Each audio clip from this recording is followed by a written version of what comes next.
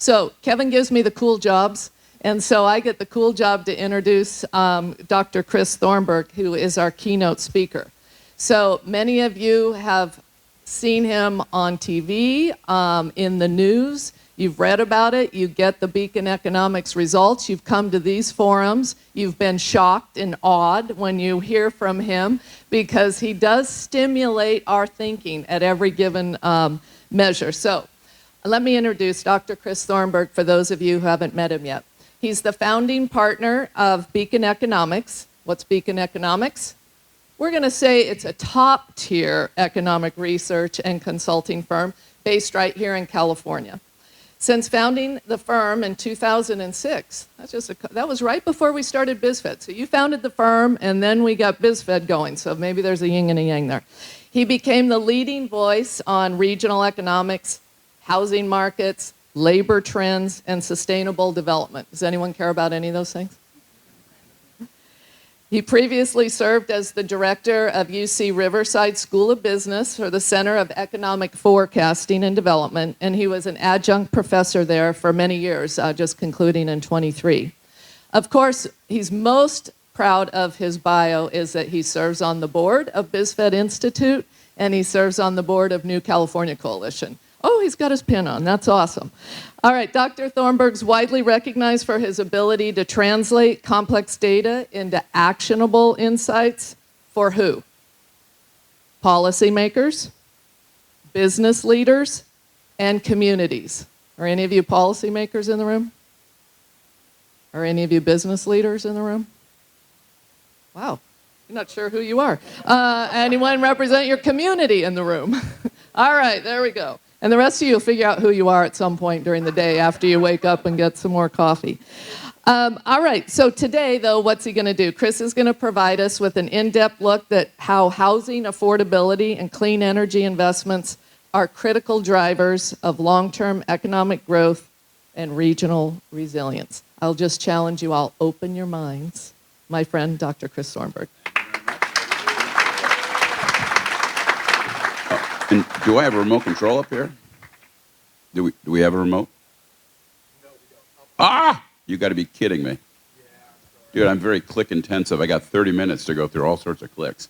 Okay, well, good morning, everybody. It's great to be here. As Tracy was saying, I run a little company called Beacon Economics. It's funny, I left UCLA 20 years ago to start Beacon Economics in large part to bring a little bit of what I would call academic use of data and numbers to a lot of these important policy conversations. What I've realized since then is my job is actually somewhat different. What I really try to do is try to build correct narratives. Because what I've recognized over time is that the world is full of two types of narratives, the right ones and the wrong ones.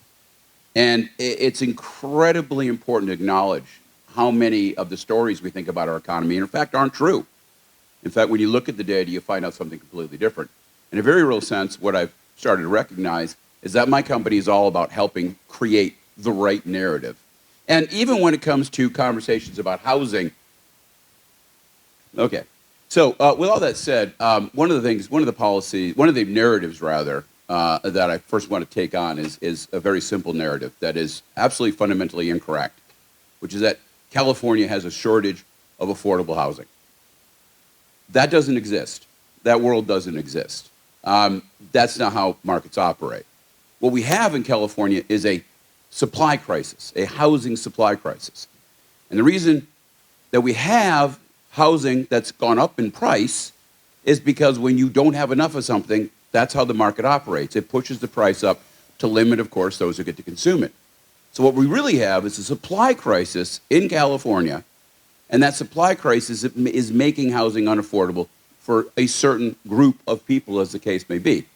Now, that's an incredibly important distinction. Ultimately, the right policies are driven by the right narrative. If you acknowledge this is a supply crisis, then we have to really take on the supply issue.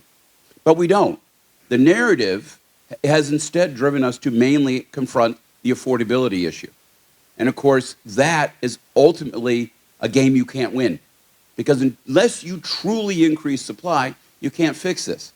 Now, this is the point I want to get to. There's a lot of other points I want to get to as well, because guess what? There's a lot of other things happening. So what I'm going to do over the next 30 minutes, hopefully 25, is go through all sorts of materials about the broader economy, about the broader economic circumstances, bring it here to Southern California, talk a little bit about the housing situation, and hopefully have some time for Q&A at the end of all this thing. Now, by the way, what that means is I'm going to be talking incredibly fast over the next 25 minutes or so. So do buckle up. What I can tell you is at the end of all this, there will be a QR code, and you can certainly get these slides and take a look at this data yourself, because I think you're going to find a lot of it very, very interesting. So with that said, we first have to talk, of course, about the broader economy, because as you know, it's certainly been an interesting 6 months. And that's important to realize when you start thinking about the housing situation, because the problems in the national economy could indeed filter down to create more problems within the housing economy. So there's these broader issues as well. And we all know, of course, what's going on out there, what's caused the collapse in consumer sentiment, and that has to do with the new administration. And we have the immigration issues, obviously the $1 billion they want from UCLA, Liberation Day tariffs, and most recently, just in the last few days, of course, we had the big downward revision of those particular job numbers, which is making a lot of people take their focus, if you will, away from the housing circumstance and, of course, starting to panic about another recession. And the CNN headline, American consumers on the rope, tariffs and anxiety could deliver the knockout row. This is such a standard narrative. Now, before you get too excited about this, I would point out that economists also told us we were going to have a recession in 2019. They told us we were going to have a depression in 2020. Does anybody remember that 2023 recession? In other words, before you get too worried about the headlines, do keep in mind that the only function of economic forecasting is to make astrology look respectable. By the way, we're not the only people with forecast problems. I remember last November when the mighty Nate Silver told us that the election was a toss-up, and of course it wasn't even close to that, which reminds me that the only function of election polling is to make economic forecasting look respectable. So, look, we are worried about where the economy is, but it's not for the reasons you think. Look, the economy is actually significantly healthier than the newspapers would have you believe, okay? The reality is household and business finance remain very, very solid. The housing crisis isn't nearly the crisis you think it is. In fact, quite the opposite. Well, certainly we've thrown a wrench into the works of housing, given some of the big changes that have occurred in our markets, particularly interest rates over the last few years. Ultimately, the affordability crisis we keep talking about is not that, it's a supply crisis. And even tariffs, believe it or not, are manageable at a reasonable level, which is exactly why, if you've been hearing the ports, they're not seeing a giant downshift in traffic, mainly because it turns out foreign exporters and American importers are eating most of the tariff costs, and consumers are not getting hit very, very much. That's not the problem. The problem isn't what Trump is doing. It's the economy Trump took over. We all have to appreciate that when Trump came into office in January this year, he inherited an economy that was not underperforming, but actually was overheated. It's been overheated, of course, by this enormous asset bubble we're in the middle of right now, and of course by massive government deficits. And the problem with that situation is this is all being funded by the rest of the world through a huge inflow of capital. There is the risk. We are dependent on foreign capital from the rest of the world right now. And if political instabilities become acute enough, well, guess what? That money's going to get cut off, and we're going to have to start self-financing that multiple trillion-dollar federal deficit, and that means another big increase in interest rates. That's the big risk right there. Now, I would love to, it's good to know that the kind of troubles, the wobbles we saw on the start of the year have faded away, and the economy seems to be getting back on a steady track. Perhaps not as much growth as last year, but still a steady track. And while you might have a lot of issues with the one big beautiful bill, it actually is broadly stimulative in the short term, given some of the provisions. It's incredibly risky from a medium-term perspective, but in the short-term perspective, it's actually going to give a little heat to the economy, which means the economy is going to continue to move forward. But it's moving forward because they're throwing more fuel on the fire. While that means more short-run stability in the midterm, things look very, very risky.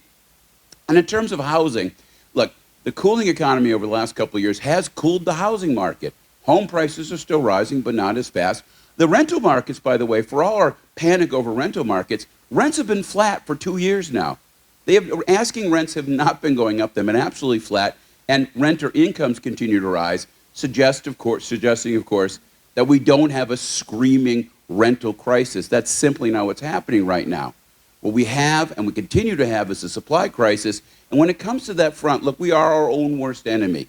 over and over and over again, we want to blame the broader world for our housing problems. But the only thing you have to do is look at a place like Phoenix or look at a place like Texas to recognize that you can build enough housing to meet demand if you are willing to unscrew the binds that are bound, the things that are holding the housing supply down, that are holding it out. And we won't do that. Yes, we had CEQA reform, but even that little bit of CEQA reform, look, housing is death by 1,000 cuts. CEQA is about 75 of them.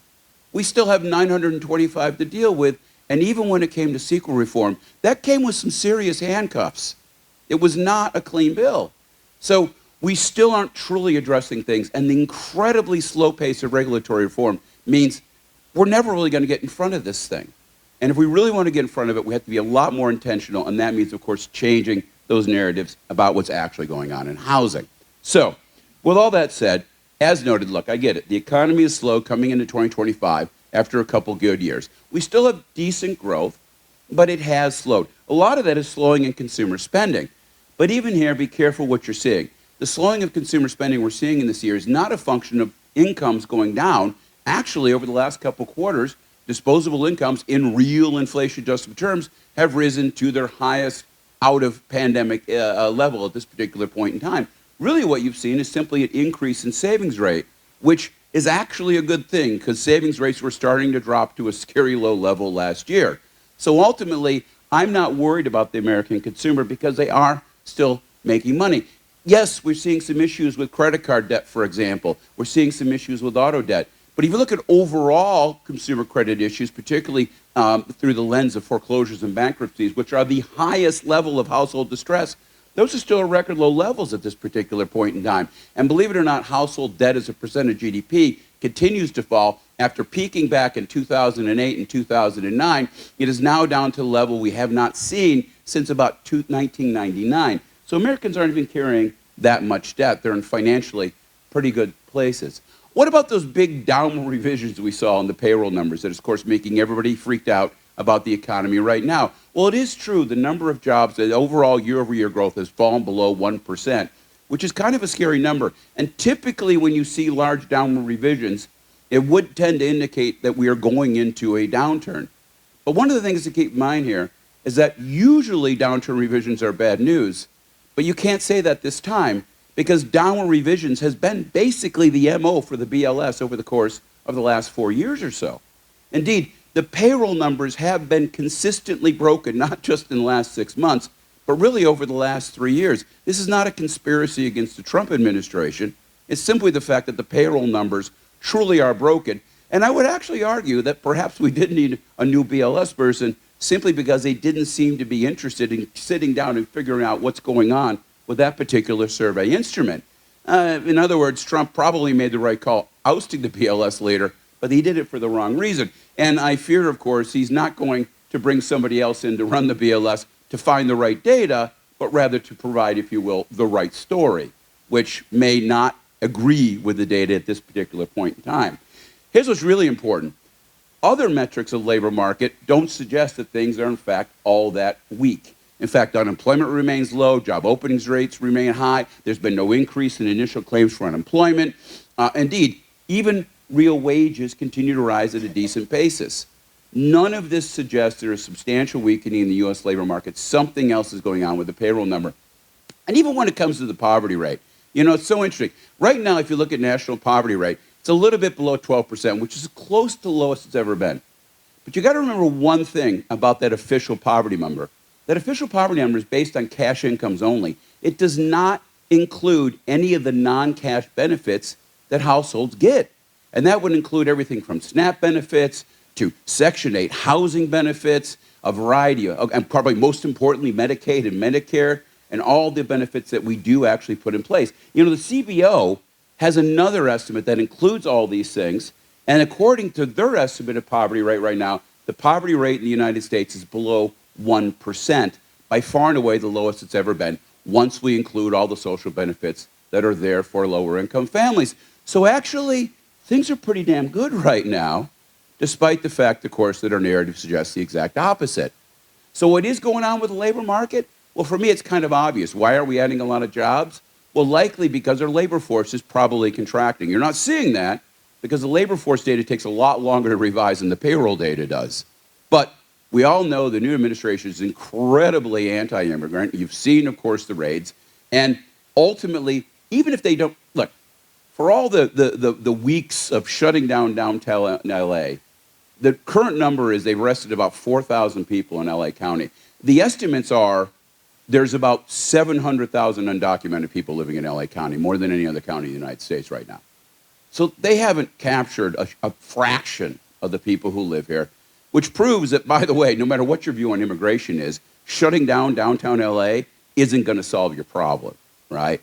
It's just obviously a political catastrophe, and it's meant to be virtue signaling, not actually accomplish anything. Put all that to one side. That's not the issue. The issue is the U.S. economy is incredibly dependent on foreign workers. And over the last 15 years, foreign immigrants, people who were born overseas, have made up over half of all labor force growth. We're incredibly dependent on these folks in an era of slow labor force growth because of our low birth rate. So just the fact that we're basically setting up this new world, which is incredibly anti-immigrant, means that these people are not coming. And we saw this before in the first Trump administration. And that all by itself constrains labor supply, and that's why we're not hiring people. It's a labor supply conversation more than anything else. Even the housing market. You ask people right now, is it a good time to buy a home? According to Gallup, they'll tell you it's the worst time ever to buy a house. And we all know why people feel that way. We obviously saw the big increase in mortgage rates from the cradle to like 3% up to 7%, and that has caused existing home sales to absolutely plummet. And every time you pick up the paper, you hear another story about how housing is record unaffordable. Problem with that narrative is completely wrong. You know, look, even if you account for interest rate increases you've seen over the last couple of years, affordability today is roughly what it was back in 1995, looking at housing costs as a share of household income and accounting for interest rates.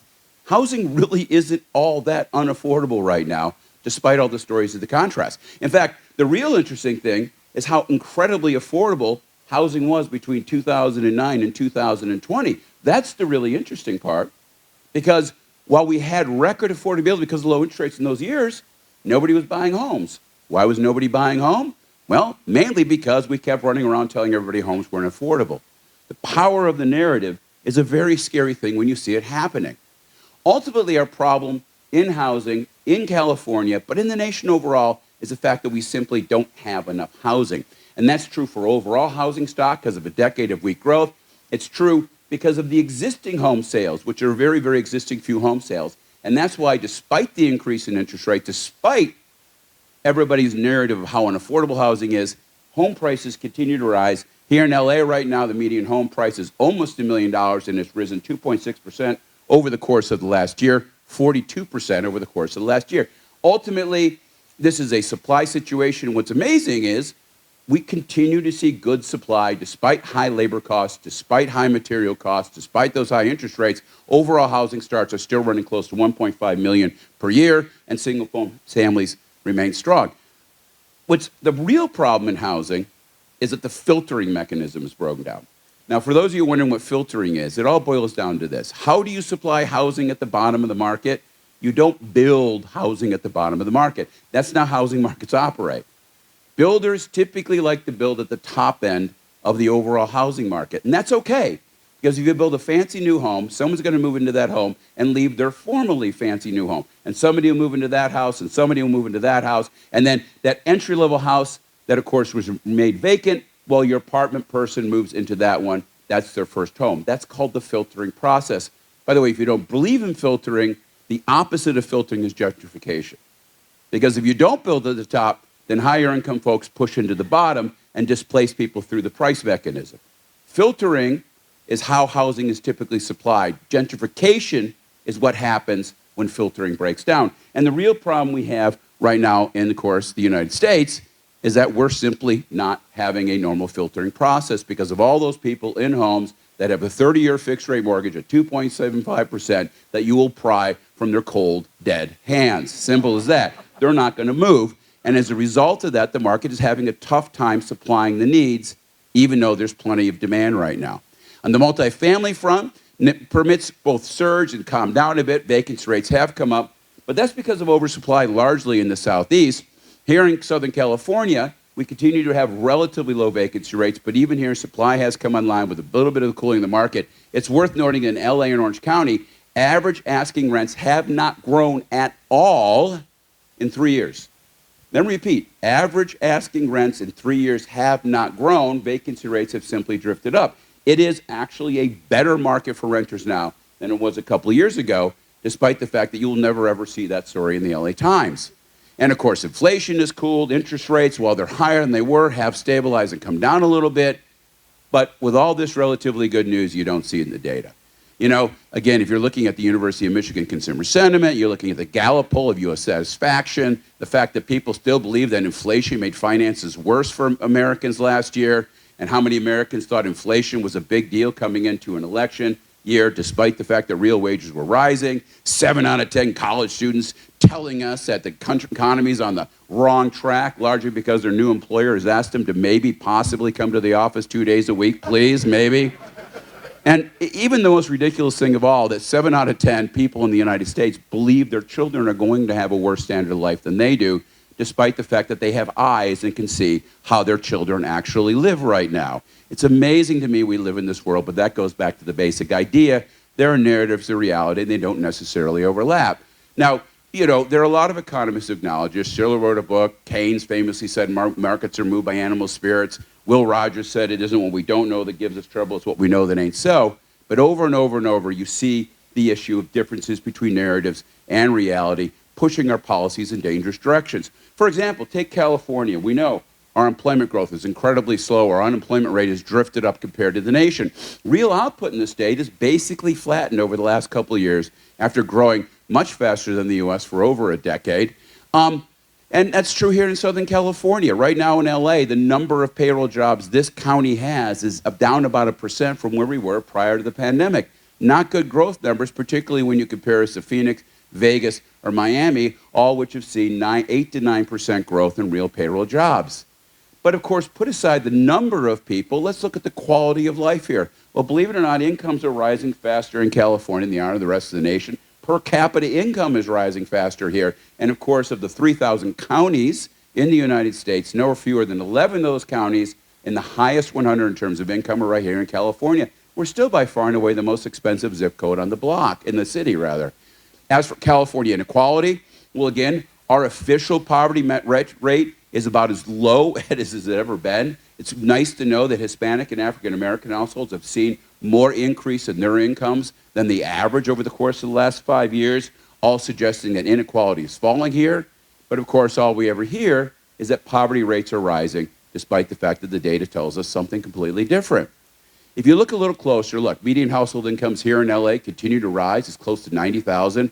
Our poverty rate here, again, close as ever been. Another estimate of what's happening with lower income households is the share of the population with a subprime credit score. And again, that is significantly lower here in LA than it was, say, back in 2014 coming out of the Great Recession.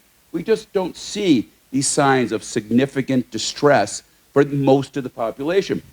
None of this is to say that the homelessness problem isn't real. Of course it is.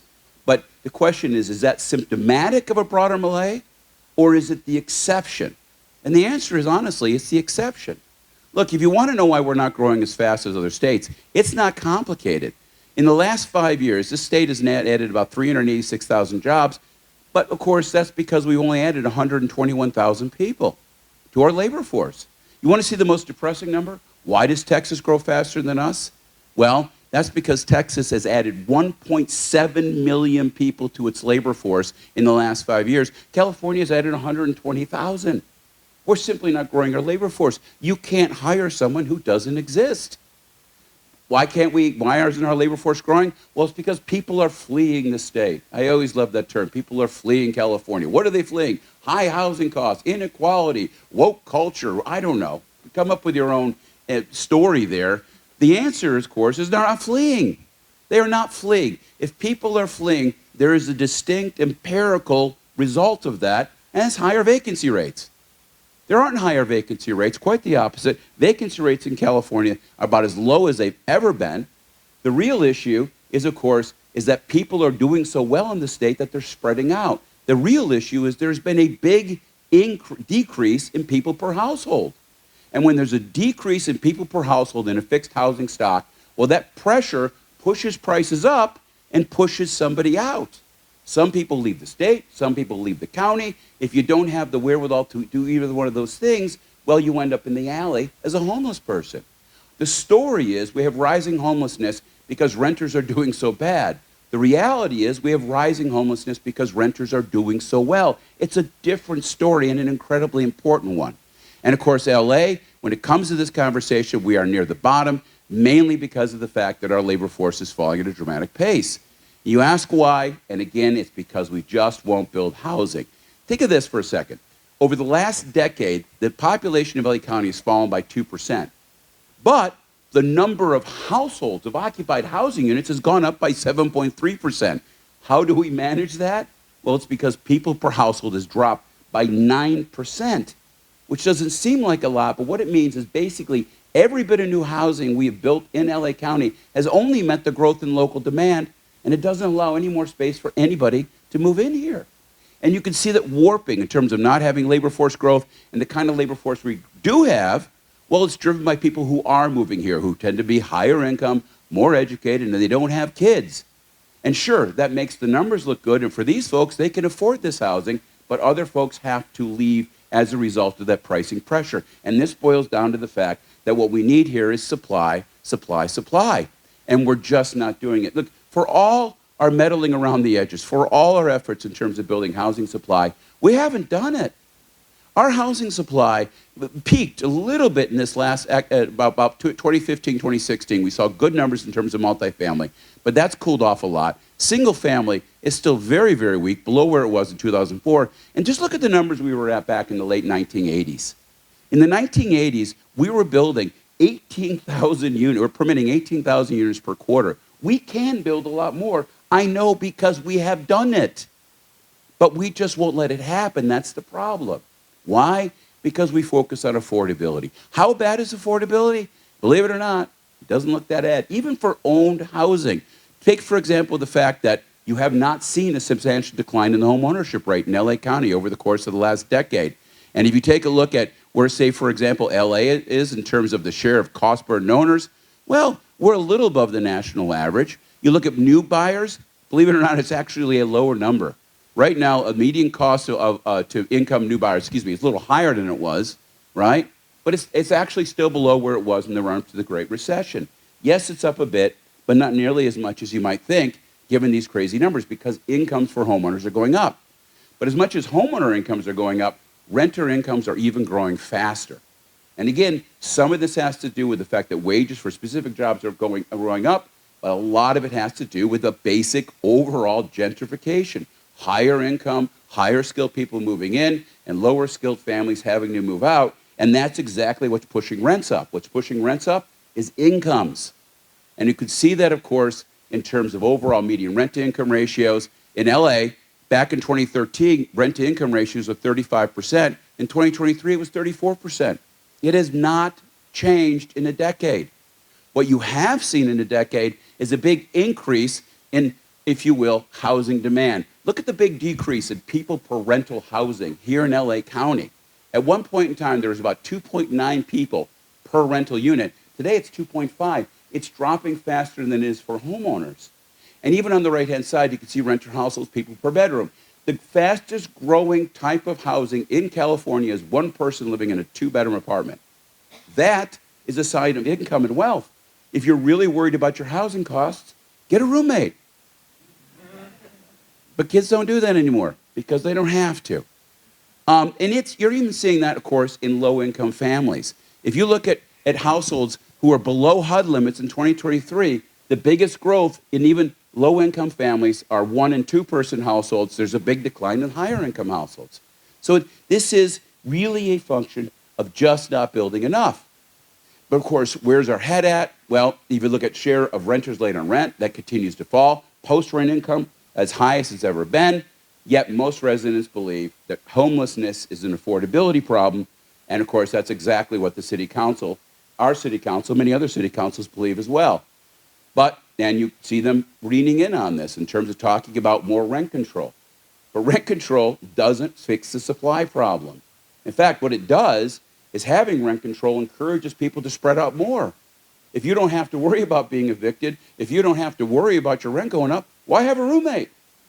In a very weird sort of way, the very policies we're pursuing are actually making the homelessness situation worse because it's encouraging people to take up more housing space. Now, on top of all this, of course, we had those horrible fires. It was a tragedy. We lost 12,000 units in LA County. But that said, you know, if you look over history, we're typically building 30,000 units a year in LA, Orange County. We can actually build. This is not a function of do we have the capacity to build. The question is do we have the bandwidth, the regulatory bandwidth to deal with it? And I tell you, when we looked at these fires, I worked with the LLI group, we learned a really great example from looking at Napa and Sonoma. Napa and Sonoma in 2017 lost about 600,000 homes as a result of those fires, a much higher percentage of local housing stock. And unlike almost any other area, Sonoma in particular did something that was amazing. You know what they did? They got out of the way. They streamlined the permitting process. They reduced the permit fees. They got rid of zoning constraints. They got out of the way. And you know what? They rebuilt faster than any economy ever hit by fires. And the beautiful part is they continue to build at a faster pace now. So there are lessons to be learned even from the grimace of disasters. But of course, at one level, we started out well with, of course, waiving CEQA and Coastal Act. The next thing you know, Gavin Newsom decided that anybody who wanted to buy a burned out lot, well, suddenly they're a bad person for doing that. And of course, recently, we passed an executive order to prohibit SB 9 applications within the Palisades burn-in area. Why? Let them build 2 units. So what? Why would we do that? I can't possibly tell you. And you can see sluggish pace of rebuilding permits for fire-affected homes causes concern, as well it should, because we're not getting out of the way. We are our own worst enemy. You know, I just go through the list of bills that Scott Wiener has put forward that have been shot down. Every single one of those is logical. Now, they got shot down in the state level. By the way, every single one of these bills could be done in City Hall. We could do it locally. We don't have to wait for the state. And we did get CEQA, which I was glad to see some CEQA reform. But don't forget, it's limited to short structures. It's only good for infill investment. It ensures that building affordable housing will now be the most expensive housing to build because it will always have prevailing wage. And you have to ask yourself, what are we doing here? Are we really helping ourselves? We have to stop fighting any kind of regulatory change. We have to accept you just have to build more, and the way to do that is to get out of the way. And this is not new. You know, recently a study came out of UCLA that showed that it takes 4 years to get a multifamily project. 4 years. The completion time for a single-family dwelling is 5 years. How about just speeding the system up? How about just making that faster? And they give a whole bunch of ways you could do that in this report. It was a really good report. And of course, RAND recently did a wonderful study talking about how expensive it is to build here. Most of that is driven by regulatory restrictions and, of course, all sorts of permit fees. Again, we could get rid of those too. Why not? But this isn't new. Look, 10 years ago, there was a wonderful study done by a UCLA graduate student that showed about the pernicious effects of downzoning. We haven't done anything to upzone to fix this particular problem. And going back to 1995, my former employer, UCLA Forecast, did a study in 1995 about how the permitting process in LA is condemned. Bureaucracy finds building process cumbersome and expensive. We've been dealing with these same issues forever, and we still can't come around to fixing the most basic part of the situation. And on top of everything else, we also are attacking housing liquidity. What do I mean by liquidity? Well, go back to the filtering model. You need people to be able to move up and down for filtering to work. But we don't allow filtering. Why? Well, take something like Prop 13, these mansion taxes, rent control, barriers in new construction, high transit. All of these are barriers. Probably the worst of all we've seen is Measure ULA, which is the mansion tax here in LA. Now, it feels good. It feels good to soak the rich, but understand, anybody who wants to come in here, build an apartment building and sell it off, now faces an enormous tax on that basic investment. Before, they needed a 15% return. Now they need a 20% return to make it work just because they have to shell over 5% of the gross. We're making it impossible for investors to operate here, and that is hurting supply. And we're not acknowledging this. There are all sorts of solutions, but it starts with us getting out of the way. Now, while we're trying to do this, there's a broader problem at the national level. One last thing I need to bring up, and that is, of course, that the problem is the U.S. economy it not only is it not suffering, but actually, if anything, it's over-consuming. If you look at the trade deficit, we are a nation that's producing far more than we're consuming, and that's driven largely by the federal deficit. The reason people feel so wealthy right now is not because they are wealthy, but because we don't have to pay all these taxes. And if you actually look at the real savings rate, once you account for all that federal borrowing and federal debt, turns out the situation is far worse than you might thought. We have a negative 5% savings rate once you account for government deficits. The problem here, of course, is that we are not paying for that federal government deficit. The rest of the world is in terms of these massive inflows of portfolio investment. And if we're wondering why they're shoveling money here, it's not to buy treasuries. What they're buying, of course, is that other economic narrative. While we're all positive that the American household can't possibly feed their kids or put a roof over their head, financial markets are going crazy. And does anybody else notice that the NASDAQ is the second highest level ever? Bitcoin is at 120,000 right now, which is roughly 120,000 over its actual fundamental value of 0. PE ratio is completely out of control. Bitcoin market capitalization right now is 2.5 trillion, which makes it worth more than Meta or Saudi Aramco or Broadcom. Again, what in the hell is going on? And this is the big issue. What's really happening, of course, is we're a nation that's on a spending binge driven by this financial bubble. And when that bubble, of course, pops, this money's not going to come in. We're going to have to start self-funding. We saw a little vision of that earlier in the year when we had the first wobbles in the stock market that caused an interest rate to go up. And, of course, the dollar started to drop. Now, things have re-equilibrated. But here we have a local long-run problem with housing supply because we won't get out of the way. And we have a national problem of an economy that's running on fumes. Those two things are going to come to a head over the course of the next few years. And at that point in time, I hope we've at least solved some of our local supply problem so when rates do go up again, we're actually better able to handle than we have been in the past. Look, Trump came into office and he took on the healthiest set of households we've ever seen in the U.S. economy, yet everybody's miserable. On the other side of it, we're the most out-of-balance economy we've seen in this nation since 2006, and yet the financial markets seem completely oblivious to it. What a bizarre, bizarre mix of narratives and realities swirling around our economy today. Ultimately, this is our problem. The problem is we can't truly acknowledge what's going on. Look, the economy is going to continue to grow simply because there's a lot of momentum, but the turbulence is threatening those capital flows, and by threatening those capital flows, they're threatening, of course, this particular expansion. As for California, we continue to be panicked about all the wrong things. It's not housing affordability, it's housing supply, and we have yet to truly fix that. It's not income inequality, it's labor supply that is incredibly important in the state of California, and we're not dealing with it. The real estate industry has started to go over the first rate hit, but of course, they're going to get hit by another one at some point in time in the future, which is going to continue to slow things down. Ultimately, the path has to be here. It has to be local. We have to be the ones to get the narrative out there that the solution is very simple. We simply have to get out of the way. And I understand what that might mean is there's going to be more housing in your neighborhood. And guess what? You may not like that. But that's the solution. Because if we don't do that, home prices are going to continue to come up, and we're going to look more and more like Switzerland, which is a slow-growing enclave of really rich people, which kind of feels nice, but I'd like to have a California that's available to everybody. And the only way we're going to create that California is by building housing, not by trying to mandate affordability. You will never win that battle. You will never, ever, ever stop that flow. Simple as that. The only way to do this is by building supply, and we're simply not doing it, and it's because our narratives about housing and housing supply are all wrong. So, remember, it's easier to fool people than convince them they have been fooled, says the wisdom of the ancient, and the biggest problem we have here, of course, is that we're simply using all the wrong narratives. Whew! How did I do? All right. All right. 40 minutes, I'm done? I'm done. No questions. Good. Makes my life easier. There's my QR code. By all means, please go ahead and download these slides. If you have any questions about it, you can reach out to us at any point. And by the way, I should tell you, I got Danny here who works for Beacon Economics, and over here I have Stafford and Nairi as well, two of my research managers.